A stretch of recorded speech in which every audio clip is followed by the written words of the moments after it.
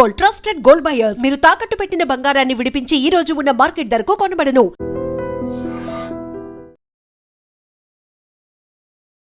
ప్రస్తుతం మన తెలంగాణలో కవిత క్లీన్ చిట్ రావడం పైన కేటీఆర్ గారు కూడా ట్వీట్ చేయడం జరిగింది. దానికి సంబంధించి కాంగ్రెస్ అభ్యర్థులు ఏమనుకుంటున్నారో ఒకసారి అడిగి తెలుసుకుందాం. కవిత గారికి క్లీన్ చిట్ ఇవ్వడం జరిగింది. కేటీఆర్ గారు కూడా ట్వీట్ చేశారు, కావాలనే తప్పుడు కేసులు పెట్టారు అని చెప్పేసి. దాని మీద మీ అభిప్రాయం? ఇది హాస్యాస్పదమైన విషయం.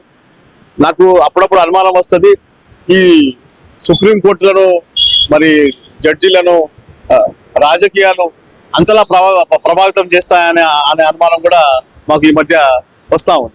ఎందుకంటే సామాన్య ఒక ఓటర్గా నేను ఒక విషయం మాట్లాడుతూ ఉన్నా. ఏంటంటే రాజకీయాలు మరి కోర్టులకు జడ్జిలకు కూడా ప్రభావితం చేస్తాయా అనే అనుమానం మాకు వస్తూ ఉంది.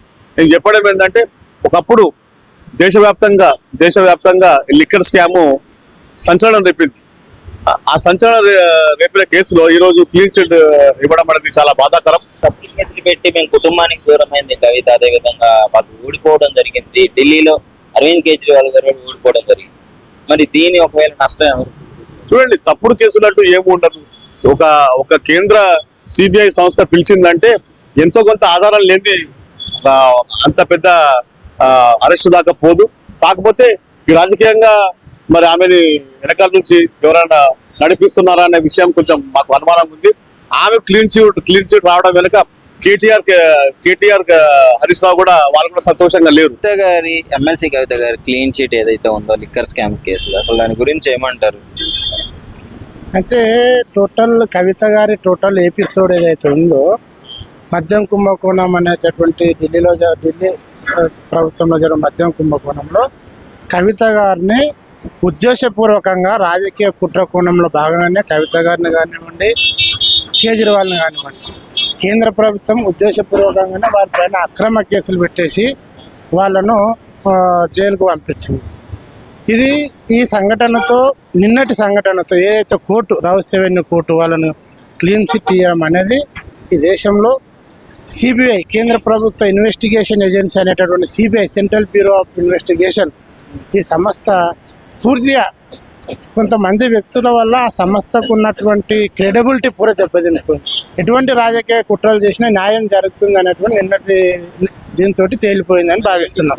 కేసు వల్ల ఒకళ్ళు పదవి కోల్పోయారు, ఒకళ్ళు కుటుంబానికి దూరం అయ్యారు. కేజ్రీవాల్ గారు అయితే డైరెక్ట్ గా ఢిల్లీ పదవిని కోల్పోవడం జరిగింది. దీనికి పూర్తి బాధ్యత కేంద్ర ప్రభుత్వం వహించాల్సింది.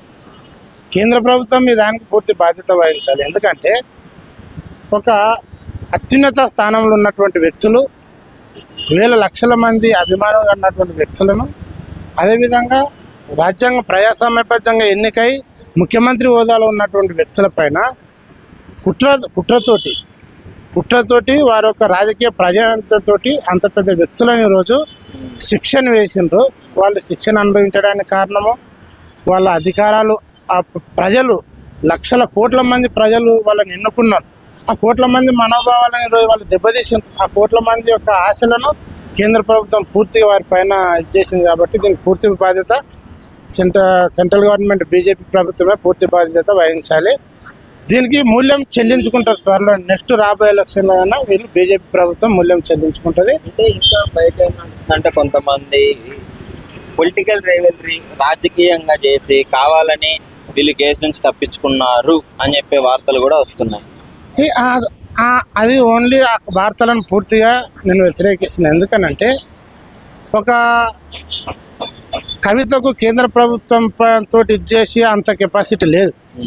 సెంట్రల్ గవర్నమెంట్ ఈ దేశంలో పూర్తి సంపూర్ణ మద్దతుతోటి వారు చాలా బలంగా ఉన్నారు కేంద్రంలో.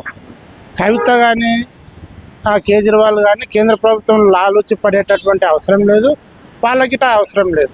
ఆ స్థాయిలో లేదు కవిత.